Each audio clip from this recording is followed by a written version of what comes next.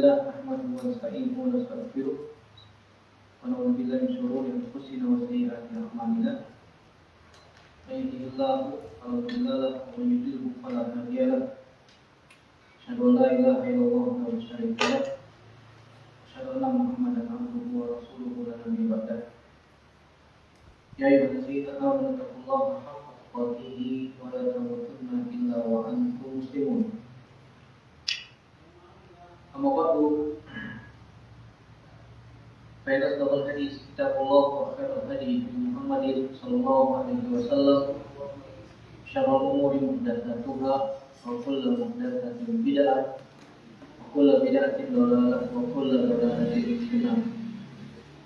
Alhamdulillah kita kembali dipertemukan oleh Allah Subhanahu wa taala dalam majelis ini untuk melanjutkan pelajaran kita dari tafsir Juz Amma.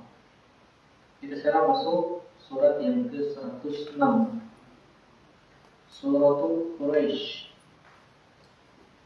Surat Quraisy terdiri dari 4 ayat, dan para ulama mengatakan, jumhur ulama mengatakan bahwasanya surat ini adalah surat Makkiyah.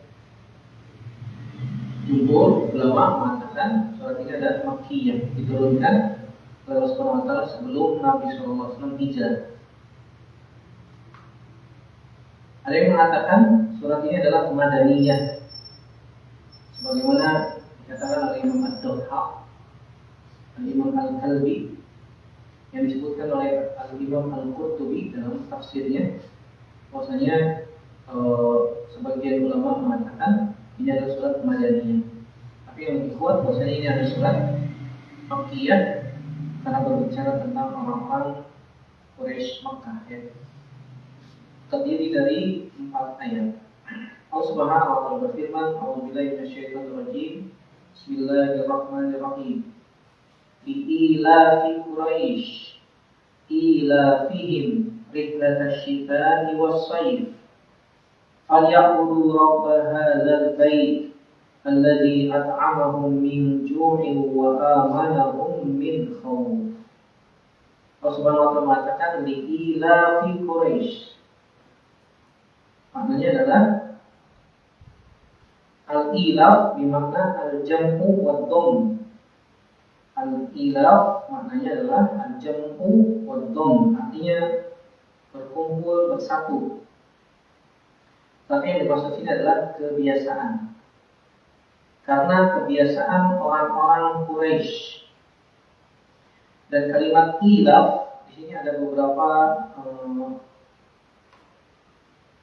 qiraah, ya. Yang pertama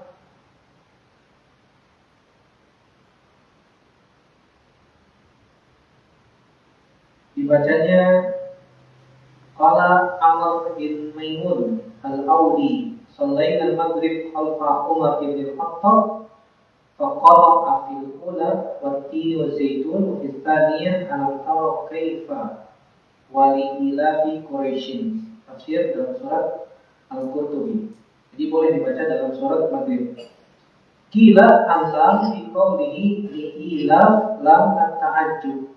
Ada yang mengatakan bahwasanya lam di dalam surat ini, ayat ini adalah menunjukkan takjub, menunjukkan kekaguman, untuk bermakna kekaguman. Ai jabu li ilafi Quraisyin, yaitu kagumlah kalian terhadap kebiasaan orang-orang Quraisy, sebagaimana disebutkan oleh Imam Al-Kisai dan Imam Al-Akhfash di dalam Sahih, sebagaimana dikatakan oleh Imam Ibnu Jarir At-Tabari.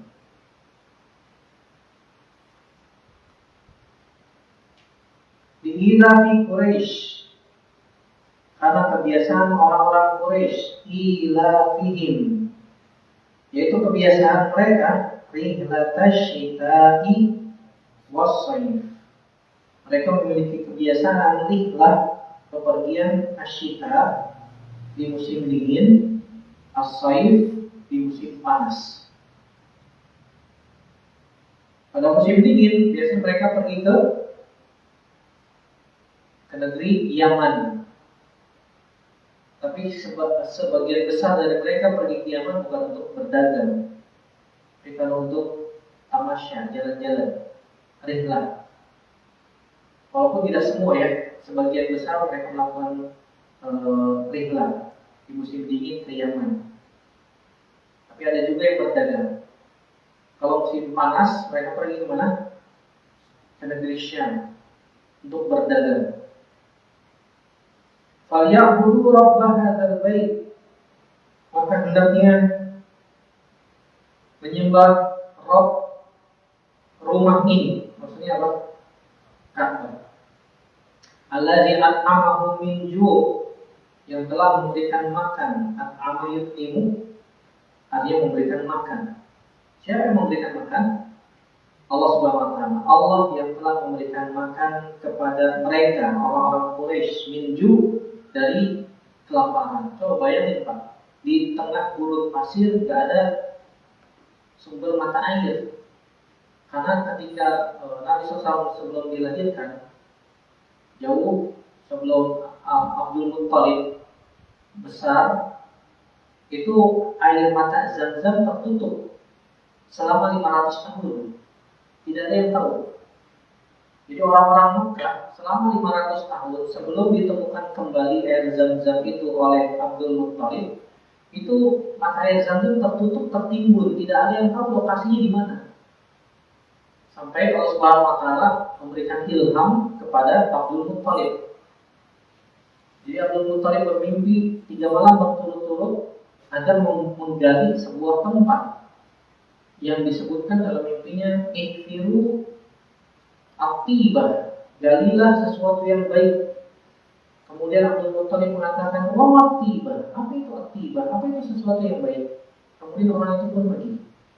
Hari yang kedua muncul lagi mimpi. Ihfiru Zam-Zam, galilah sumur Zam-Zam. Apa itu Zam-Zam? Zam-Zam itu seperti bahasa-bahasa, bukan bahasa Mekah, Pak. Zam-Zam itu seperti bahasa orang-orang Mesir, seperti bahasa-bahasa orang Mesir, yang artinya berkumpul. Saya pernah dengar kalimat Zam-Zam. Tapi apa itu Zam-Zam?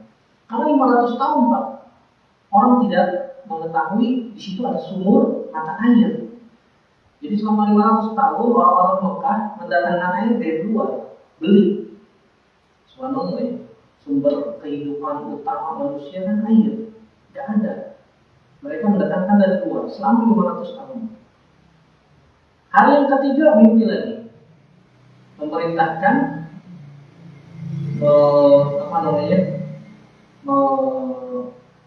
menyarankan gitu ya, untuk menggali di sebuah tempat yang terdapat banyak darah yang mengalir. Dan di situ ada kerajaan semut dan ada Ghurabul Aqsam. Ghurabul Aqsam itu disebutnya burung gagak. Kalau sebutnya Aqsam itu burung gagak yang sebagian sayapnya berwarna putih. Biasanya burung gagak berwarna hitam. Beberapa hari Abdul Muttalib memikirkan apa makna dari mimpi itu. Dan dia mengambil kesimpulan bahwasanya ini pasti tidak jauh dari Ka'bah. Pasti sesuatu yang tidak jauh dari Ka'bah. Akhirnya dia melihat ada orang yang sedang menyembelih di sekitar Ka'bah di antara patung Ishaq dan Na'ilah. Ishaq dan Na'ilah ini adalah dua manusia yang dikutuk jadi patung karena berzina di dalam Ka'bah. Allah Subhanahu wa taala kutuk menjadi patung. Zaman dulu patung ini diletakkan jauh di antara Bukit Safa dan Marwah. Tapi setelah Ubay bin Salul, seorang yang raja Mekah yang pertama kali membawa berhala ke negeri Mekah, ini dipindahkan Pak, dipindahkan ke dekat Ka'bah dan disembah. Masya Allah. Padahal itu manusia buat apa?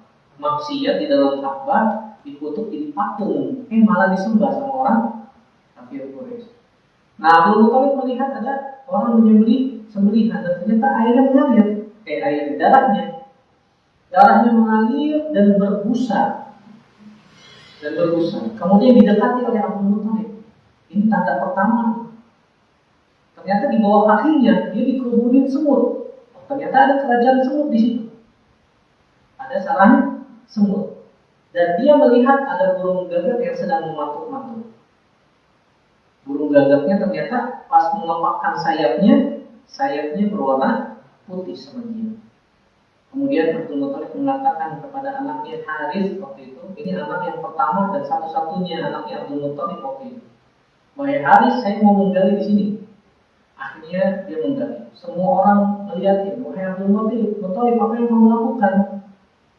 Abdul Muthalib tidak hiraukan. Hampir orang-orang menghubungi dia, mengejek dia dan seterusnya. Sehingga pada suatu tempat dia sudah tidak bisa mencangkul, ternyata ada penutup batu. Dan ternyata dibuka batu itu adalah penutup sumur Zam-Zam. Semua orang mengatakan Allahu Akbar, Allahu Akbar. Kan begitu. Ini sumur yang dahulu konon gitu ya. Katanya ada di sini. Ternyata benar ada. Ternyata yang menemukan kembali siapa? Abdul Muthalib. Kakeknya Nabi Shallallahu Alaihi Wasallam. Sampai orang-orang Mekah ribut. Wahai Abdul Muthalib, ini kita bagi dua. Enak aja, saya mimpi, saya enggak melihat. Ini punya saya. Kan begitu. Allah Subhanahu Wa Taala yang telah memberikan anugerah kepada Abdul Muthalib seperti itu. Secara tidak langsung Abdul Muthalib diangkat jadi Raja Mekah waktu itu. Secara tidak langsung. Karena beliau yang memiliki kuasa penuh terhadap air Zam-Zam. Siapa yang mau minum dari air Zam-Zam harus izin dia, walaupun gratis. Abdul Muthalib tidak minta bayaran, tapi izin dulu. Tapi izin terlebih dahulu. Semuanya bebas mengambil, tapi izin. Siapa aja dari kabilah mana, dari bani siapa, nah ambil, silakan, bebas. Keberkahan keluarga Nabi Shallallahu Alaihi Wasallam. Allah Subhanahu Wa Taala yang telah memberikan makan, Allah Subhanahu Wa Taala yang telah memberikan minum. Dan Allah Subhanahu Wa Taala menganugerahkan air Zam-Zam di Mekah yang luar biasa, banyak mukjizatnya di dalamnya. Yang mana Nabi SAW katakan, "Ma'u Zam-Zam bimasyuri balahu." Air Zam-Zam itu tergantung untuk apa diminum. Dan air Zam-Zam itu to'am tu'min wa shifa'u su'min. Makanan bagi yang lapar dan obat bagi yang sakit. Obat bagi yang sakit. Jadi ada orang sakit tidak makan dan minum apapun kecuali minum air Zam-Zam. Dengan izin dari Allah sembuh. Sebagaimana saya pernah cerita, ada orang sakit jantung stadium 4. Sudah divonis oleh dokter ini nggak bakal sembuh. Umurnya sisa sebulan. Dia niatkan umroh. Kemudian dia iqomah di sana selama sebulan setelah umroh dan iktikaf di Masjidil Haram. Tidak makan dan tidak minum makanan selain air Zam-Zam saja. Sambil berdoa kepada Allah Subhanahu Wa Taala selama sebulan. Dengan izin dari Allah Subhanahu Wa Taala sembuh, hilang tanpa bekas. Setelah pulang ke tanah air diperiksa, ternyata dokternya bingung, ini kok sembuh total? Minum obat apa? Kata si pasien, saya tidak minum obat apa-apa, saya hanya minum air Zam-Zam. Tapi langsung di sana ya, di Mekah, kan gitu. Sambil berdoa kepada Allah Subhanahu Wa Taala. Al-Imam Ibnu Hajar pun demikian. Beliau minta kepada Allah Subhanahu Wa Taala ketika sebelum minum air Zam-Zam diberikan hafalan seperti Imam Az-Zahabi. Ya Allah, berikan saya kekuatan hafalan seperti Imam Az-Zahabi. Dan ternyata Allah kabulkan ya. Jadi Imam ahli hadis, menulis kitab Fathul Bari 25 jilid selama beberapa tahun, Masya Allah. Kitab-kitabnya Al-Imam Ibnu Hajar rata-rata kitab hadis. Banyak kan. Taqrisul Khabir, Fathul Bari yang sangat jelas. Kemudian ada Bulughul Maram yang dihafal oleh orang-orang banyak. Jadi kalau misalnya kita diberikan kesempatan ke sana, Pak, minum air Zam-Zam, jangan lupa berdoa. Makanya setelah tawaf, biasanya sunnahnya kita sholat 2 rakaat di belakang makam Ibrahim, kemudian setelah itu minum air Zam-Zam. Lalu seorang biasanya mengguyur kepalanya karena panas, waktu itu musim panas. Diguyur, tapi zaman sekarang Jangan ikut-ikutan ya. Becek. Minum saja. Apalagi sekarang adem, Masya Allah. Luar biasa. Saya kemarin lihat videonya orang-orang sedang di Musdalifah, wukuf di Musdalifah. Itu kan mereka bermalam nih, haji. Itu setiap kafling negara itu diberikan luar biasa Pak. Pelayanan Saudi. Dikasih karpet, kemudian dikasih kasur, dikasih bantal. Kalau zaman dulu nggak ada. Terus tidurnya juga yang nempel, kan gitu. Di mana saja. Ini sudah disediakan seperti Masya Allah. Pelayanan dari negara Saudi yang dibilang sama orang-orang apa? Wahabi gitu. Pelayanannya luar biasa. Luar biasa. Makanya bersyukur Pak. Pada Allah Subhanahu wa Ta'ala diberikan seperti itu ya. Allah Subhanahu wa Ta'ala yang telah memberikan makan kepada orang-orang kafir Quraisy ketika itu dari kelaparan, wa amanahum min khauf, dan memberikan keamanan kepada mereka dari rasa takut, Li'ila fi Quraisy. Di sini tadi sudah disebutkan huruf lam, maknanya adalah untuk litta'ajjub. Kebiasaan orang-orang Quraisy. Yang kata Syekh Muhammad bin Shalih Al-Utsaimin, wa yuradu bihi at-tijarah allati kanu yaqumuna biha maratan fi syita wa maratan fi sayf. Amma fi syita fayatajihuna nahwa al-Yaman bil mahsulat az-zira'iyyah fihi bi anna al-jawwa munasibun. Wa amma fi sayf fayatajihuna ila Syam li anna al-ghaliba tijaratil fawakih wa ghairiha takunu fi hadzal waqti bisayfi ma'amuna sabatil jawil baridi. Jadi kalau ketika sedang musim dingin, mereka biasanya pergi ke Yaman, karena di musim dingin biasanya di Yaman sedang panen buah-buahan. Mereka membeli buah-buahan di sana, kemudian dijual di Mekah. Atau mereka membawa barang dari Mekah, kemudian dijual ke Yaman. Kemudian hasilnya mereka gunakan untuk membeli buah-buahan untuk dikonsumsi sendiri atau untuk dijual kembali. Adapun di musim panas mereka ke negeri Syam. Negeri Syam itu Pak, dari Mekah mereka harus ke utara. Kalau mereka harus ke negeri Syam, pasti melewati Madinah. Pasti, karena Madinah ada di sebelah utara negeri Syam. Negeri Makkah, maaf. Maka kemudian utaranya ada Madinah, di utaranya lagi ada negeri Syam. Jadi di negeri Syam itu ada Libanon, Syria, ada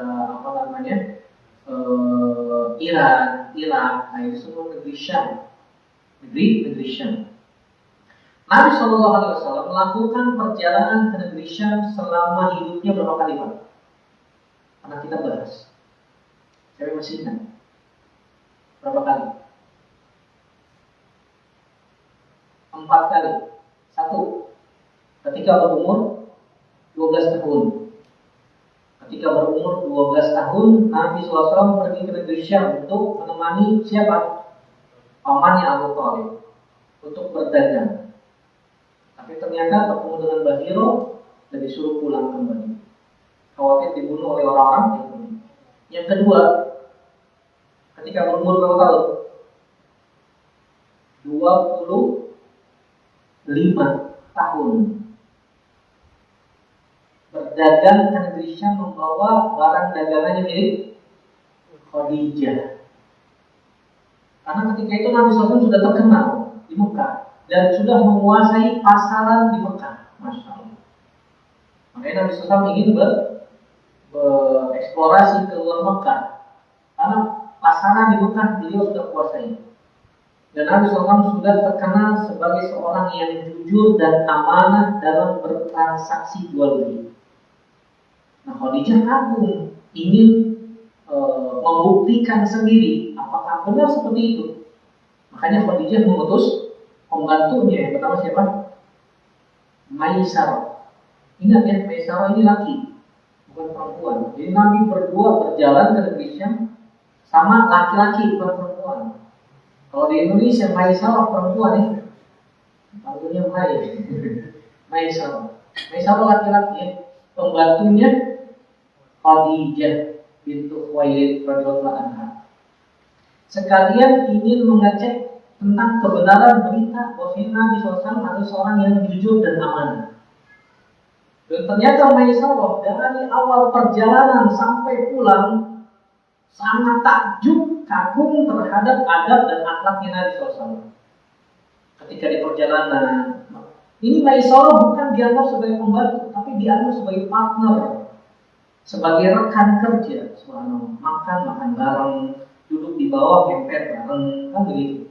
Biasanya orang-orang Mekah, Pak, kalau melihat pembantu, duduk di bawah, dia di atas, dilayani. Maunya dilayani dan seterusnya. Tapi Muhammad SAW tidak.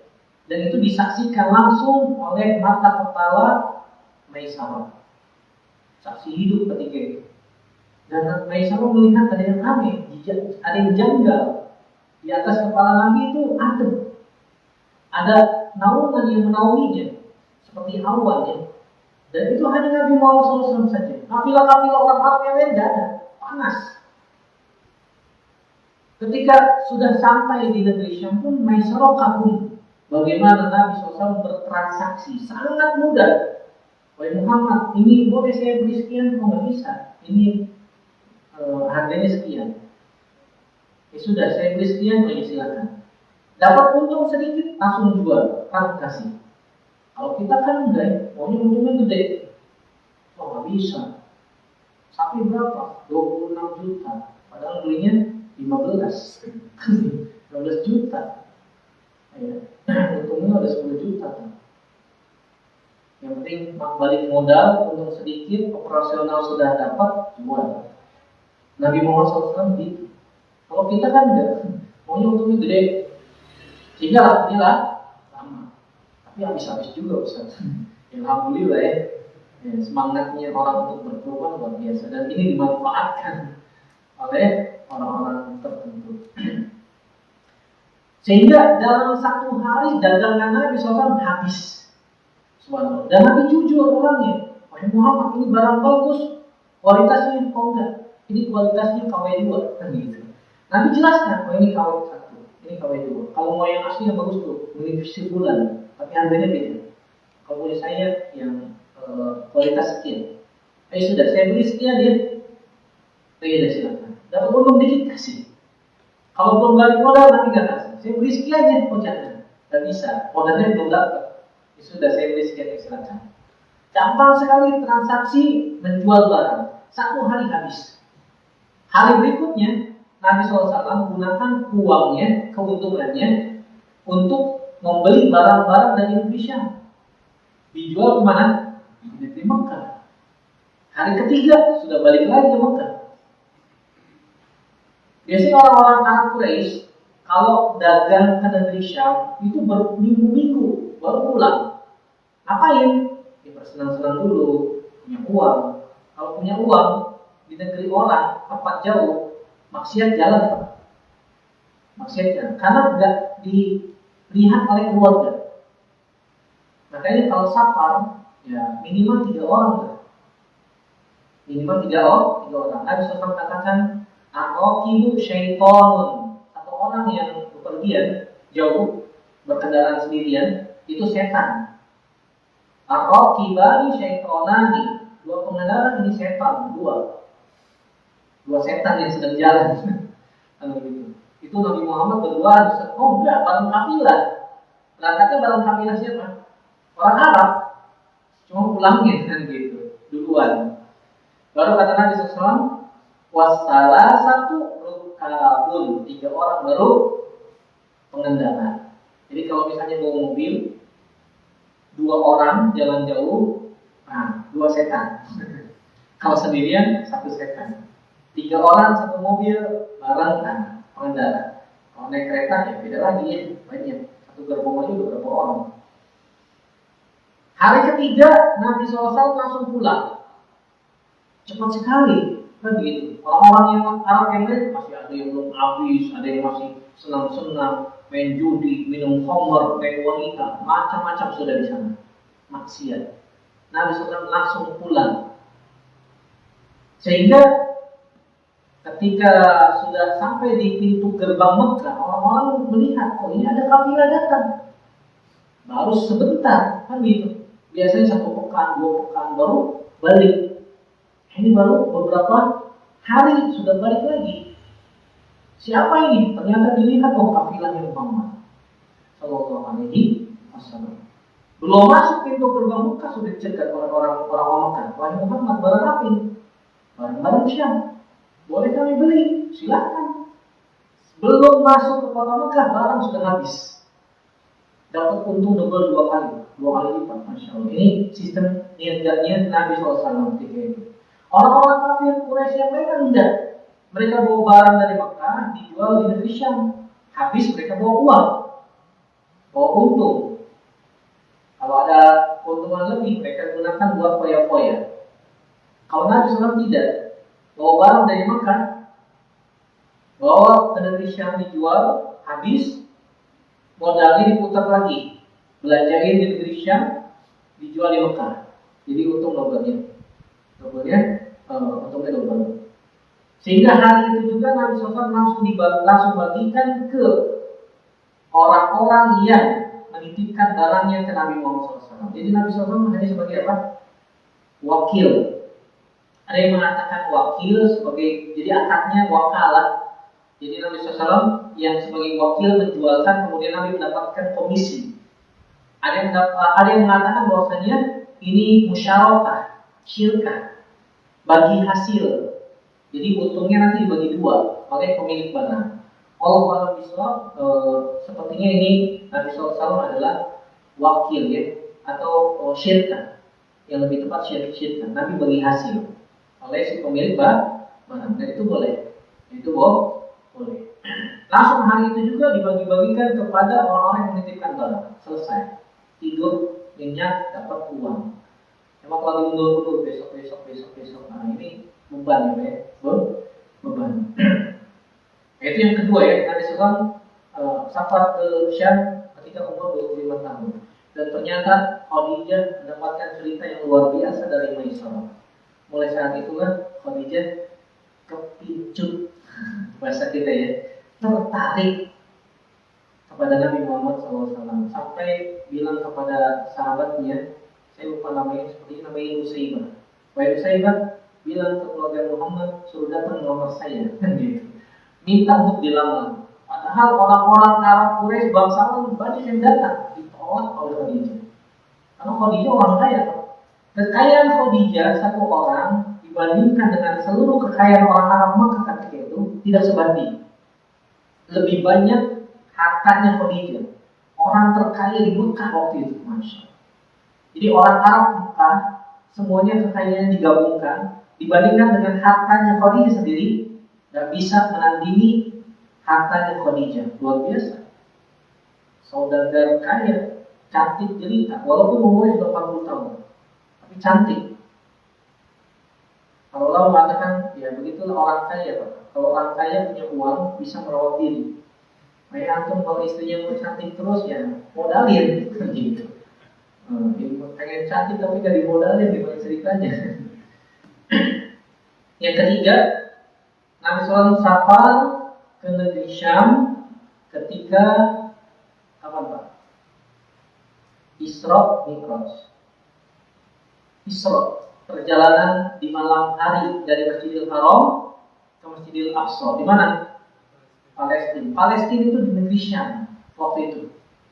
Palestina masuk negeri Syam pada tahun ke-10 kenabian. Pada tahun ke-10 kenabian. Ada yang mengatakan tahun 11. Setelah istrinya Nabi SAW wafat, Khadijah radhiyallahu anha, dan pamannya Abu Thalib wafat. Disebutnya Amul Huzn pada tahun 10 kenabian. Tahun kesedihan. Makanya Allah Subhanahu wa taala ingin menghibur nabinya karena sedang diliput kesedihan. Diajak rihlah jalan-jalan, masya Allah. Jalan-jalan ke negeri Syam. Satu malam dari Masjidil Haram ke Masjidil Aqsa, dari Masjidil Aqsa naik ke langit ke-7, tembus ke Sidratul Muntaha sampai bertemu dengan Allah Subhanahu wa taala. Menerima perintah sholat 5 waktu. Balik lagi ke Mekah sebelum subuh. Subhanallah, luar biasa. Alat transportasi mana waktu itu yang bisa menjangkau kecepatan buruk? Tidak ada sampai sekarang. Buruk itu sekali melangkah kecepatannya sejauh mata memandang. Sekali melangkah ya, Masya Allah. Kendaraannya para nabi dan rasul.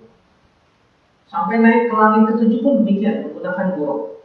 Buruk itu sejenis kuda, lebih besar dari bigol, lebih kecil dari kuda. Bigol itu perkawinan silang antara kuda dan keledai. Keledai, bigol, buruk, kuda. Ini dari segi besar nih ya, dari segi besar. Kemudian balik sebelum subuh. Dan para manusia di Mekah cerita, Muhammad katanya melakukan perjalanan di malam hari dari Masjidil Haram ke Masjidil Aqsa sampai nembus ke langit ketujuh, balik lagi sebelum subuh. Cerita dari mana seperti ini? Abu Jahal mendengar cerita ini, Pak, tambah semangat. Oh, Muhammad tambah gila, kan gitu. Tambah semangat, diceritain ke orang-orang di pasar-pasar. Tuh, Muhammad tambah gila. Diceritain sama dia untuk menunjukkan kebohongan cerita ini. Padahal Muhammad tidak demikian. Sampai Abu Bakar As-Siddiq diceritakan oleh Abu Jahal. Ini ceritanya Abu Jahal. Kepada siapa? Abu Bakar As-Siddiq radhiyallahu anhu. Sampai Umar bin Khattab aja nggak percaya, Pak. Nah, perjalanan dari Masjidil Haram ke Masjidil Aqsa satu malam bolak-balik mustahil. Nggak ada kendaraan paling cepat waktu itu kecuali kuda. Kalau naik kuda pun paling tidak butuh sebulan bolak-balik. Ini satu malam mustahil. Nggak masuk di akal. Umar bin Khattab agak ini ya pusing, memikirkan gimana ceritanya. Tapi Abu Bakar As-Siddiq radhiyallahu anhu ketika diceritakan seperti itu oleh Abu Jahal, Abu Bakar mengatakan apa? Apakah benar Nabi Muhammad SAW melakukan perjalanan seperti itu? Iya, katanya. Kalau begitu saya beriman. Abu Jahal langsung bingung, orang sama gila juga. Namanya gila, jadi juga gila gitu. Padahal ingin mengejek, ingin menjatuhkan martabat kehormatan Nabi Muhammad SAW. Tapi sama Abu Bakar, saya beriman, saya percaya. Kalau Nabi SAW yang mengatakannya, yang cerita, dan beliau yang mengalaminya, saya percaya. Abu Jahal nggak bisa ngomong apa-apa. Sahabatnya kan gitu. Makanya Abu Bakar diberikan julukan apa? As-Siddiq, orang yang jujur dan membenarkan. Kemudian yang keempat, perjalanan ke negeri Syam itu ketika perang Tabuk melawan Romawi. Sekitar tahun 8 Hijriah, saya lupa ya. Sekitar kurang lebih. Tahun 8 Hijriah ke negeri Tabuk untuk berperang melawan Romawi. Tapi orang-orang Romawi tidak datang, Pak. Takut. Raja Heraklius ketika itu udah dapat bocoran. Ini seorang nabi. Ini seorang nabi. Kata Raja Heraklius kepada penasehatnya, kalau benar ini nabi, kita nggak bakalan menang. Karena dia pasti ditolong. Karena Heraklius ini sudah tahu baca kitab Injil. Karena beliau beriman kepada Nabi Isa alaihissalam. Dan di sekitar dia pendeta-pendeta Nasrani. Dan sebagian riwayat menyebutkan bahwasanya Heraklius masuk Islam, tapi menyembunyikan keislamannya. Dan karena kesombongan dan hawa nafsu, akhirnya dia murtad kembali. Kembali. Allah Subhanahu wa Ta'ala mengirimkan pasukan dari langit, dipimpin langsung oleh malaikat Jibril, memasukkan ke dalam hati mereka rasa takut. Sehingga Nabi SAW menunggu di Tabuk selama 20 hari. Tidak ada satupun pasukan Romawi yang datang. Menang BO. Belum pernah udah menang. Masya Allah ya. Perjalanan dari Madinah ke Tabuk, Pak, itu butuh waktu sekitar 1 bulan. Jauh. Dan Nabi SAW bilang, ceritakan, umumkan kepada para sahabat, kita akan ke Tabuk melawan Romawi. Siapin bekal. Nabi SAW tidak pernah menceritakan, memberitahu, memberi informasi kepada para sahabat kalau perang kita mau kemana, melewati jalur apa, jalan yang mana. Nabi nggak pernah cerita, nggak pernah kasih informasi, kecuali di Tabuk. Sampai ke Fathu Mekah tahun 9 Hijriah, Nabi nggak cerita-cerita. Yang pernah kita ceritakan ya, ketika surat An-Nasr kemarin. Nabi nggak cerita kepada sahabat yang lain, kita mau kemana, lewat jalur mana, Nabi nggak cerita, kecuali di Tabuk. Karena perjalanan jauh, 1 bulan jalan kaki, ada juga yang naik unta, naik kuda, mereka menunggangi kendaraan mereka masing-masing. Kata Nabi SAW, kita akan melewati Mafawis. Mafawis itu jamak dari mafaza, bukan mafaza yang itu ya, sekolahan. Mafaza itu ada yang pakai alif tegak, ada yang pakai alif bengkok belakangnya. Bacanya sama juga mafaza, jamaknya Mafawis. Mafawis itu artinya gunung-gunung bebatuan yang membentuk seperti labirin. Kalau orang masuk ke dalam pegunungan bebatuan itu, banyak yang kehabisan bekal, dehidrasi, nggak bisa keluar, mati. Karena nggak tahu jalan keluarnya. Batu-batuan, gunung-gunung batu, gersang panas, kalau nggak siapin bekal yang cukup, nggak tahu jalan keluarnya, sudah mati di situ. Kita akan melewati Mafawis, kata Nabi SAW. Pegunungan-pegunungan batu yang sangat luas, yang banyak orang tersesat di dalamnya. Siapin bekal yang banyak. Selama 20 hari, kurang lebih sebulan perjalanan ke Tabuk, dan Nabi SAW tidak memerintahkan seorang sahabat pun juga untuk mencatat nama-nama yang ikut perang. Karena biasanya Nabi SAW memerintahkan seseorang sahabat sebagai sekretaris, catat siapa yang ikut perang ini, catat namanya. Ketika perang Tabuk tidak ada, karena jumlah pasukan ketika itu banyak, sampai orang-orang munafik pun ikut. Ada beberapa sahabat yang tidak ikut karena apa? Karena condong kepada dunia, dan Allah terima taubat mereka. Allah terima taubat mereka. Kemudian selama 20 hari di Tabuk tidak ada pasukan Romawi yang datang, akhirnya Nabi SAW pulang. Perjalanan kurang lebih sebulan, jadi 3 bulan pepek pulang pergi. Subhanallah ya. Ini perjalanan Nabi SAW ke negeri Syam yang keempat. Wa amanahum min khauf, dan Allah Subhanahu wa taala memberikan rasa aman kepada orang-orang Quraisy dari rasa takut. Dan negeri Mekah merupakan negeri yang aman.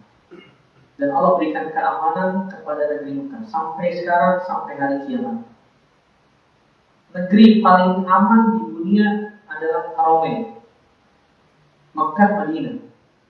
Paling aman sedunia, 24 jam orang lalu lalang aman. Kalau zaman dahulu banyak begal sebelum Nabi SAW diutus. Tapi setelah Nabi SAW diutus, Nabi melakukan Fathu Mekah. Mekah menjadi baladul amin, negeri yang aman, karena sudah dijamin oleh Allah Subhanahu wa taala. Kita taruh dompet di Mekah, lagi duduk kita tinggal, nggak ada yang berani ngambil, nggak ada yang berani Pak.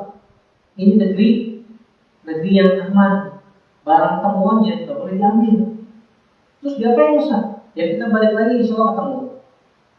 Saya pernah bilang sendal Ustaz. Kalau sendal namanya sembarangan Pak, disapu sama tukang sapu, dimasukin ke tong sampah, kan begitu. Sebenarnya dihilang, sapu mereka dikumpulkan, dimasukkan ke tong sampah, diplastikin, kemudian diletakkan di tempat barang hilang. Ini banyak orang yang tidak tahu Pak. Jadi kalau misalnya kita hilang barang, itu pergi ke tempat itu.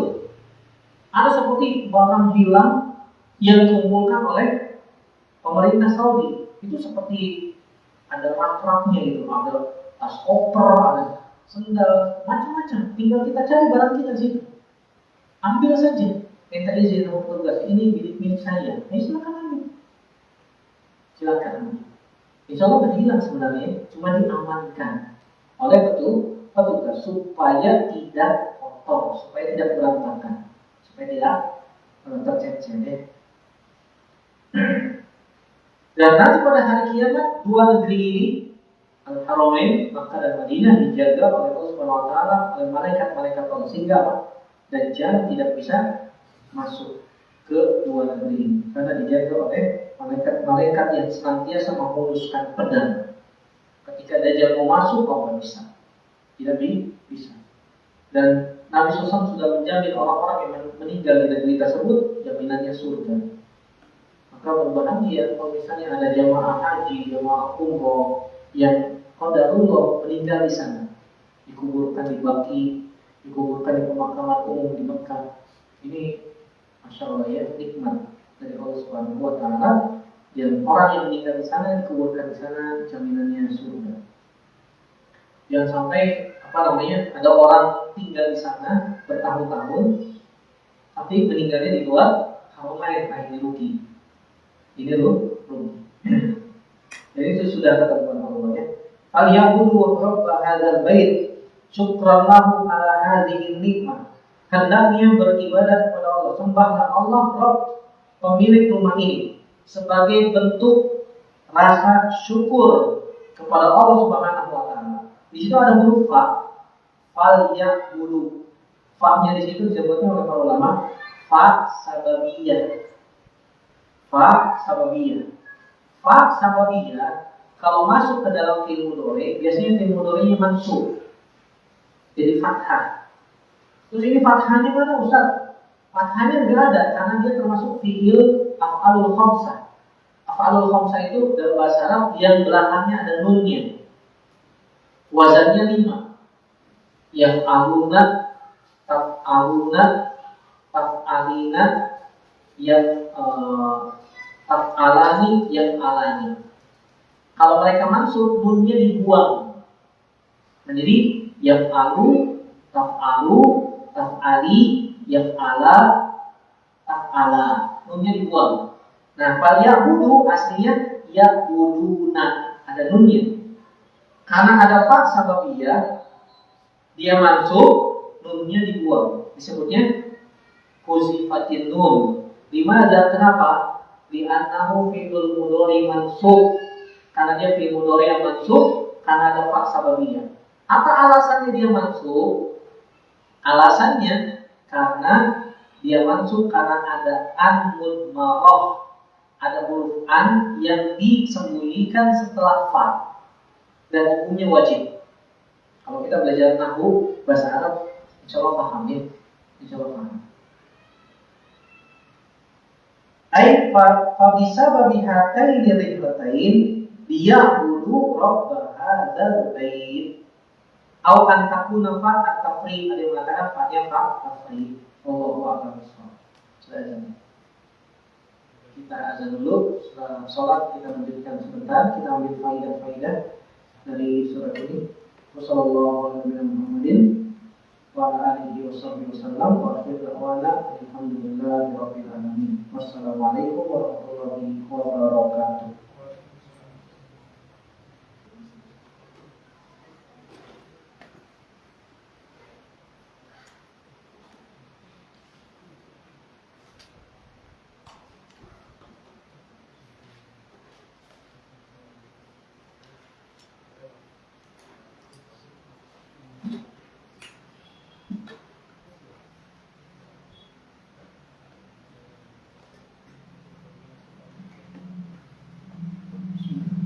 Assalamualaikum warahmatullahi wabarakatuh.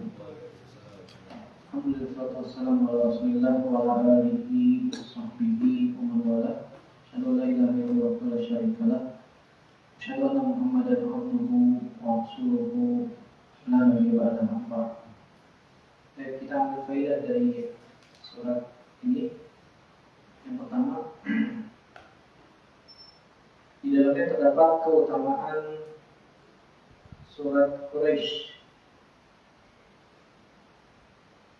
atau keutamaan suku Quraisy, yang mana orang-orang Quraisy diberikan keutamaan oleh Allah Subhanahu wa taala dengan beberapa dengan beberapa kisah, dengan beberapa hal. Yang pertama, Nabi terakhir berasal dari mereka, suku Quraisy. Nabi Shallallahu Alaihi Wasallam itu berasal dari suku Quraisy.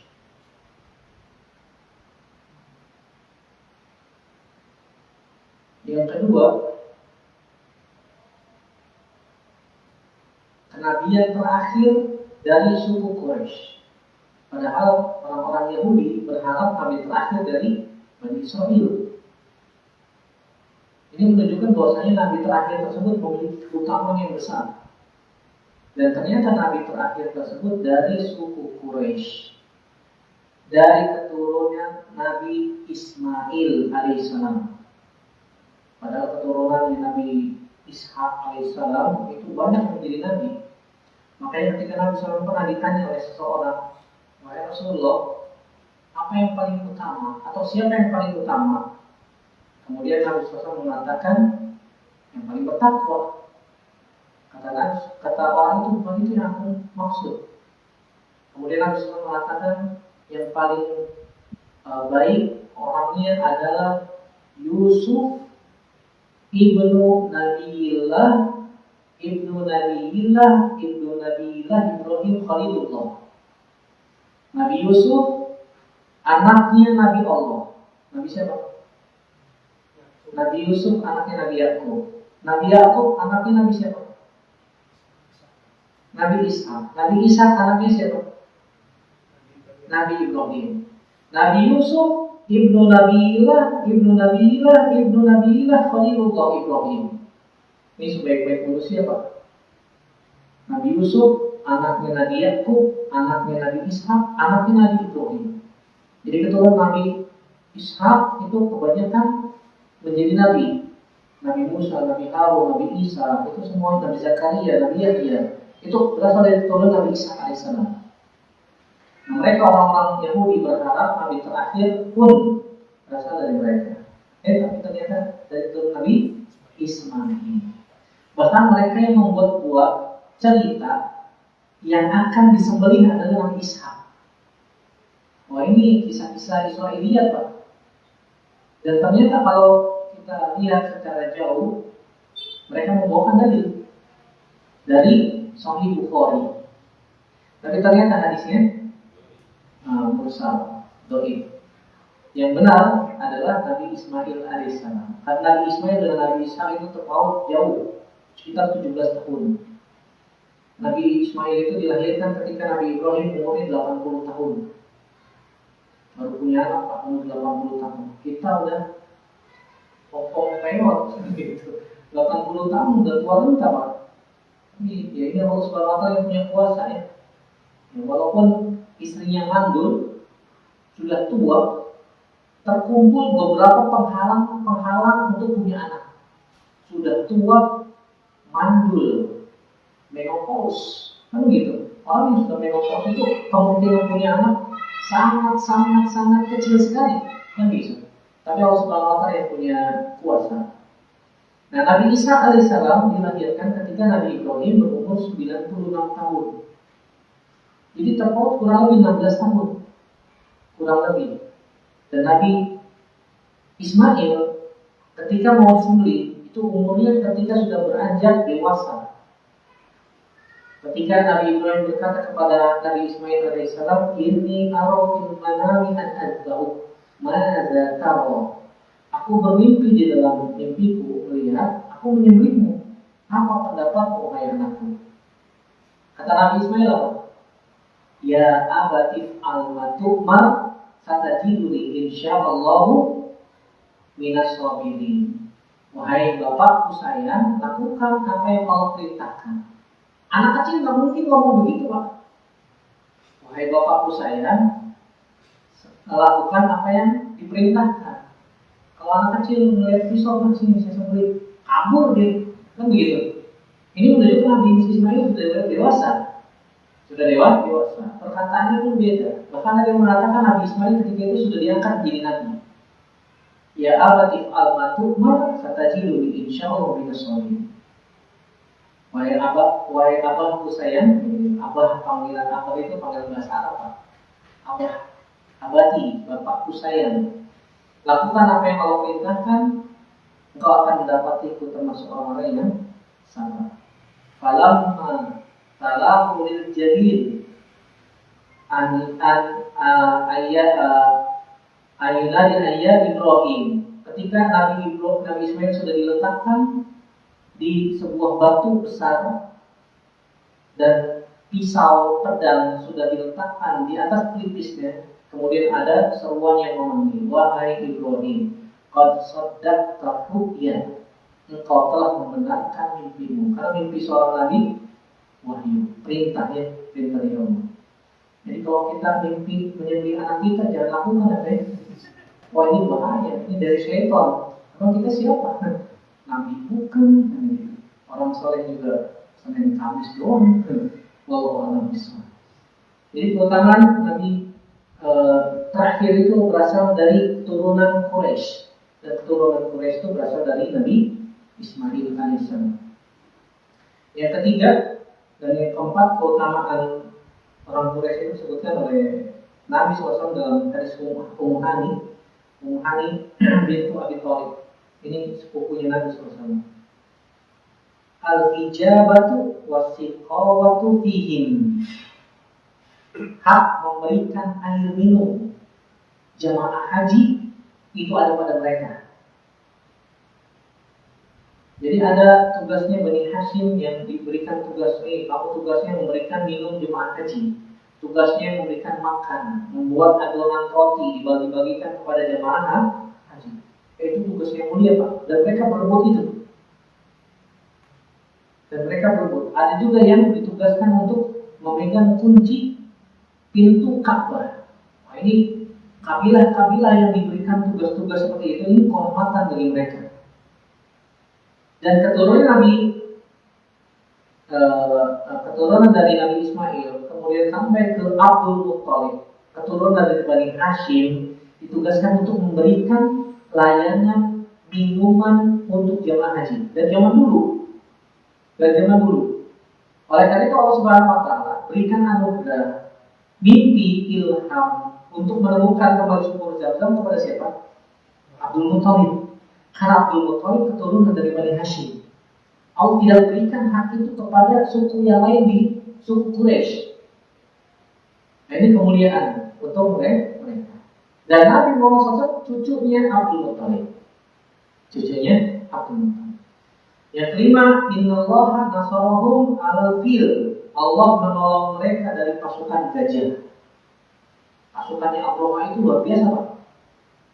Tidak ada yang mampu untuk bisa menghalanginya. Sampai beberapa suku ketika pasukan gajahnya Abraha itu ingin menghancurkan Ka'bah, dihadang oleh beberapa suku. Ternyata kalah. Mereka juga melawan. Allah Subhanahu wa taala ingin membuktikan bahwasannya yang menjaga Ka'bah itu bukan mereka, tapi Allah langsung. Nah, sebelum si Abraha ini datang ke Ka'bah, ini mereka si Abraha ini melewati beberapa suku Arab. Dan suku-suku Arab itu mereka menghalangi dan memerangi Abraha. Ternyata kalah sampai mendekati Ka'bah. Ini Allah ingin membuktikan Ka'bah itu yang jaga Allah langsung. Coba kalau suku-suku Arab itu menang, mereka akan menganggap apa? Ka'bah itu dijaga oleh suku-suku tersebut.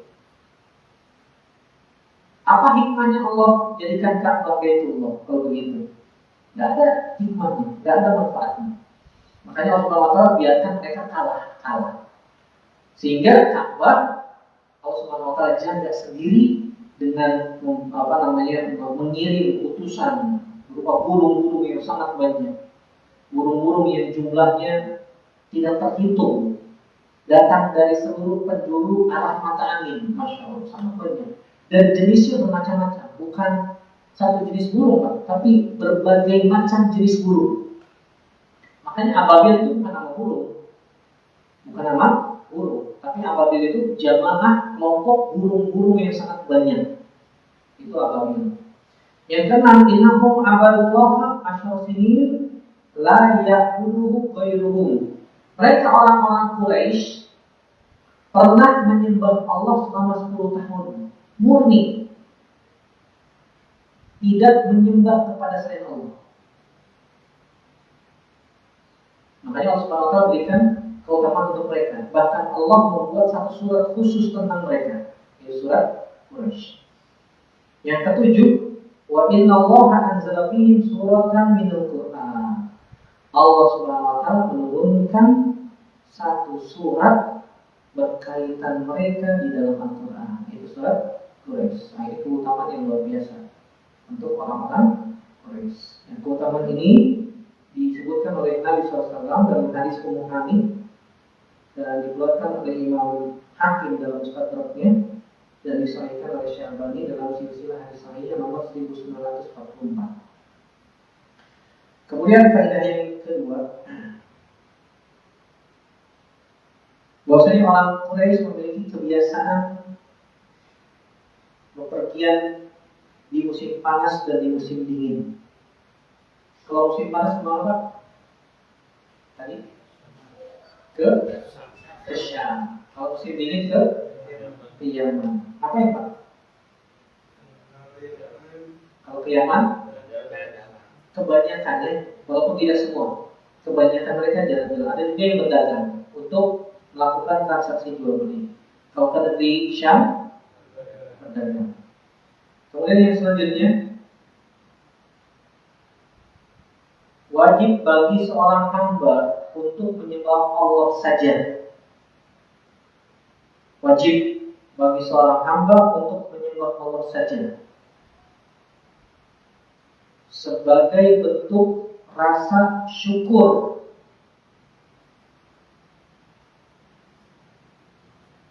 atas nikmat yang sangat banyak. Jadi kita menyembah Allah Subhanahu wa taala sebagai bentuk rasa apa? Syukur. Makanya Allah katakan falyabudu. Seakan-akan itu ada perintah ya. Hendaknya mereka beribadah kepada Allah, pemilik rumah ini, yaitu Ka'bah, sebagai bentuk syukur karena Allah telah memberikan nikmat kepada kita. Dan Ka'bah itu bangunan yang sangat tua, Pak. Bangunan yang sangat tua. Bahkan disebutkan Ka'bah itu ada fondasinya. Pernah orang Arab Quraisy pernah merenovasi Ka'bah. Ada yang mengatakan Ka'bah hancur karena kebanjiran. Ada yang mengatakan Ka'bah pernah hancur karena pembakaran. Ada yang mengatakan Ka'bah itu pernah hancur karena kelebihan beban kiswah. Di zaman dahulu, kalau ada raja datang ke Ka'bah mau haji, itu pasti perintahkan bikin kiswah buat Ka'bah. Setiap ada raja datang bikin kiswah buat Ka'bah, sehingga bangunannya tidak kuat untuk menampung kiswah yang sangat banyak, sehingga hancur. Karena Ka'bah itu dibangun dengan bangunan yang sangat sederhana, pasir dicampur air. Kemudian dibuat kotak-kotak, dikeringkan, kemudian ditumpuk-tumpuk, itu saja. Sehingga setiap beberapa pekan itu harus diperbaharui. Seperti rumah-rumah orang-orang Arab ketika itu seperti itu. 1 pekan, 2 pekan hancur karena kena angin, kena hujan, pasti rontok Pak. Namanya pasir dicetak, dicampur dengan air saja, kemudian ditumpuk-tumpuk. Ada yang mengatakan kebakaran karena ada seorang wanita yang sedang membakar wewangian dekat Ka'bah, ternyata tumpah terkena kiswah Ka'bah sehingga Ka'bah terbakar. Ada yang mengatakan banjir, tapi berita khabar yang banyak yang sampai kepada kita karena banjir ya. Karena banjir. Kemudian orang-orang kafir Quraisy itu ingin berlomba-lomba mengumpulkan uang untuk kembali membangun Ka'bah. Dan ternyata setelah mereka ingin setelah dana terkumpul, ternyata disebutkan dalam sebuah sejarah ada ular besar berwarna hitam berkepala putih, sehingga orang nggak bisa mendekati Ka'bah. Mereka melakukan evaluasi, kenapa kok ada tiba-tiba ada ular besar hitam berkepala putih? Setiap ada orang yang mendekati diserang oleh ular tersebut. Mereka berevaluasi bahwa ternyata kata mereka tercampur dengan yang haram. Allah menginginkan untuk pembangunan Ka'bah hanya dari harta yang halal saja. Disisihkan yang haram, disisihkan yang halal. Yang halal, yang haram dipisahkan. Ternyata yang halal lebih sedikit. Karena rata-rata mayoritas pekerjaan orang kafir Quraisy jadi jualan homer, dari melakukan judi, macam-macam maksiat, sehingga harta yang terkumpul dari harta yang haram banyak. Ternyata setelah mereka kumpulkan, ternyata Allah Subhanahu wa Ta'ala mengirimkan burung berwarna hitam berkepala putih juga yang mengambil ular itu, kemudian terbang ke arah yang Allah Subhanahu wa Ta'ala kehendaki. Ketika ingin merenovasi Ka'bah, orang-orang kafir Quraisy tidak ada yang berani, Pak. Karena mereka masih trauma peristiwa Abrahah. Kalau ada yang berbuat macam-macam sama Ka'bah, tuh akibatnya Allah hancurkan mereka. Gak ada yang berani mendekati Ka'bah. Karena untuk merenovasi harus dihancurkan dulu. Ada yang berani hancurin. Sampai ada seorang yang bernama, kalau nggak salah namanya Al-Walid. Al-Walid mengatakan, sudah kalau begitu saya yang bekerja. Akhirnya dia bekerja menghancurkan titik-titik sambil bertakbir Allahu Akbar, astagfirullah. Ya Allah, aku tidak menginginkan kecuali kebaikan. Astagfirullahaladzim.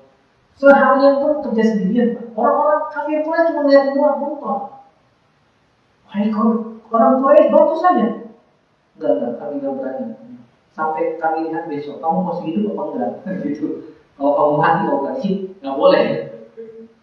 Kan begitu. Nggak ada yang bantuin sampai 1 hari penuh. Oh ternyata hari kemudiannya besoknya masih hidup ya.